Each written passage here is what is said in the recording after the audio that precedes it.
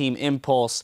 As Kobe mentioned, same old strategies from Impulse, but It's a strategy, really? Just fight them all over and over again. That's my strategy. It's a strategy, right? Yeah, it's play style. Exactly. All right, so same old play style, but some new champions coming in, right? We saw the the Fizz in the mid lane as opposed to top lane. Yasuo now moved to the top lane. Evelynn in the jungle and Alistar coming in at support. They just have that staple there in Apollo on the Sivir, of course. But it is nice to see the champion pools expand and them sticking with the playstyle that very much worked for them in the last split. Yeah, it's a crazy edge for them, too, because that flex pick of the Fizz and the Yasuo, that was all over the place because they got invaded level 1 and Yasuo still did really well despite not getting that camp at the start. And we did see a Yasuo in the LCK played by Sasamde on KT Rolsters up against a Gnar.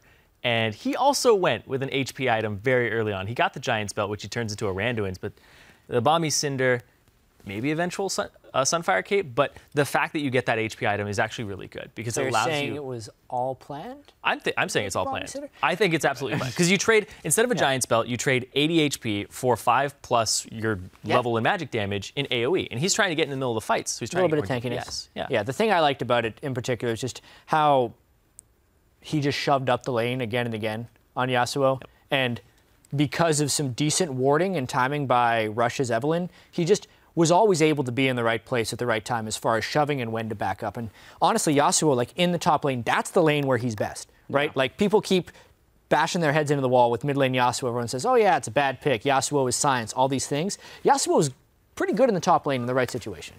Yeah, as you mentioned, actually, when the pick was locked in, the fact that Gnar's auto range is fairly short. So although he's at a range disadvantage, his ability to dash in as soon as Gnar comes in for any amount of harass is still there. So it really isn't that much of a disadvantage to be up against a ranged champion there in the top lane. Yeah, and he can block the boomerang with the wind wall, and then he doesn't get the cooldown reduction from picking the boomerang back up. So it's actually a pretty good matchup, and you exploit mini Gnar even further than it is already a weak state for Gnar to be in. And you saw that. Level 1, he hit level 2 first, runs straight up to him. He's like, I'm going to crit you twice. I'm going to Q you. Get off this wave. And then he shoves it into the turret, and that's where CaliTrolls keeps losing CS. Because when the Yasuo is right underneath your turret, and you're trying to CS under the turret, he's like, you want that last hit? Windwalled.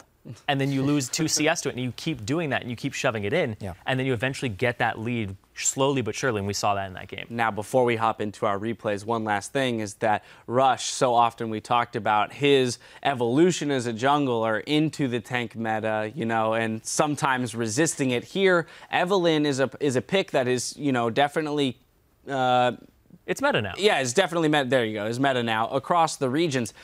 Builds that warrior enchantment on it, so he does have a little bit of that early game pressure and presence, and then is able to go full tank. So is this that happy medium for him in a champion where he can be somewhat of a tank for the team, but still put that pressure out early in the lanes? Yeah. He's a crazy person. Like I love watching Rush play, and based on how well he did in the first split with almost no experience, the improvement he showed from the beginning of the split to the end of the split, the fact that he was the #1 player in Korean solo queue, just in a month, he went back, boosted his account all the way up there to #1, past Faker. We'll have plenty of time to talk about Rush this split. I think he might be the best player in the league. Oh, there it is. Well, with that, let's jump into both of our replays real quick here. The first one being a fight that did not go so well for Team Impulse, but is very reminiscent of some of the games we saw from them in the spring split, in that when they were ahead, they started to get a little reckless in their movements around the map. So we're going to pull this one up on your screen. We're going about 20 minutes into the game. Ends up being a 5-for-3 in Teammates Red Side Jungle. Yeah, this was Team Impulse playing a little impulsively right here. They already have Yasuo in the top lane.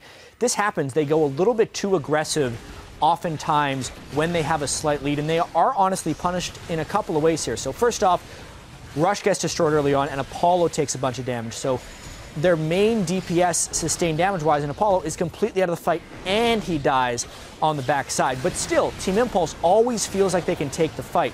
They had a pretty nice combo up top with Xiao and Impact, but then even here, they should just realize they got out of a bad situation with decent stats, respect the Gnar bar. They were not really worried about a Mega Gnar for some reason, and eventually CaliTrolls cleans them up. That was actually 62.5% of teammates' kills for the whole game in that one fight when they aced him. They only had 8 for the entire game. So it was basically just off of Team Impulse going a little bit too hard. But it was only at the end of the day a 5 for 3. Well, and speaking of new champions, we see Slushie on that Ziggs, so he's gotten a lot of praise for his Orianna. Ziggs now with the Luden's Echo definitely, I feel, fits with the way that Teammate likes to play in their very team fight-oriented compositions. That's a champion that Slushie can kind of slot into. Now let's move on to our second replay. Not 3 minutes later, we find ourselves another fight, 23 minutes into the game in the mid lane. This ends up being a 4-for-1 in Impulse's favor and net them a Baron, which then you basically close the game out from there. So we're going to pull that up on your screen. And Zyrene, you're going to take this one. Yeah, this is the fight that happens near the river. Just an amazing combo that comes out here from TIP. And the presence of mind. You called it a strategy at the start. I hesitate to call anything TIP does a strategy. If at first you don't succeed, just do it better next time. Yeah, exactly. So as we roll the clip out, you're going to see here the Fish and the Yasuo ulti and the fact that it just devastates Teammate. Teammate, they won the previous fight. At this point, they're thinking, this is a really good fight for us to take. Rush is caught out, but then Sivir lets them catch up.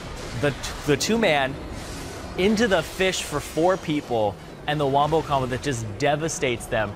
Rush at that point was pretty much just bait for this team fight, and it was over just off of those 2 moves, and it's cleanup duty afterwards. Yep. So they did it better that time. Yeah, I mean, it's always fun watching Team Impulse playing these team fights, especially when they ended up having like a double assassin style in what is a tank meta. They didn't even really have a true tank. Balmy Cinder does not make you a tank top lane. What are you talking about? There's help on that. Come on. And he bought it early. Yeah, he's tanky. But literally just watching them like scat around team fights as much as they could. Like you couldn't really keep your hands on them. And anytime they wanted to go for a target, it was just a mob of quick damage that was going there. Yeah, absolutely. You had the cooldown boots on Fizz along with the Zhonya's, so it's hard to focus him. With the Alistar peel that you're getting, hard to focus him.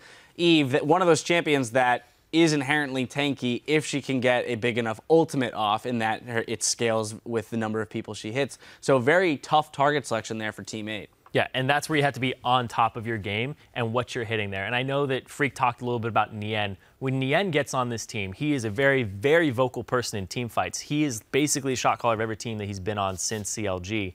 And he's like, I am team fighting AD carry.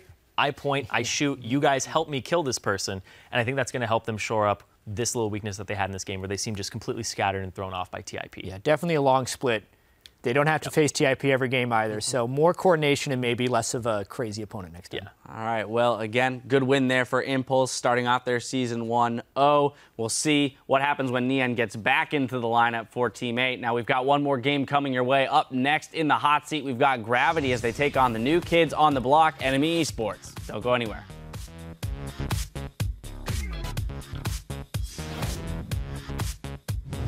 You have your shoes on? Take them off. Adrian! He's taking it off? All right. The shoes are off, boys. The shoes are off. Calitro's the opposite, gets him out, but still in comes Showerway. Shower, the damage is going to be good, but wow, Ziggs damage going to be massive as well. Not in a great way anymore. Impact putting out a whole bunch, but the Gnar ulti is massive. Hits 2, hops the wall. A triple kill for Slushie. No. Flash. No flash. No flash. 3 seconds. Okay, Baron.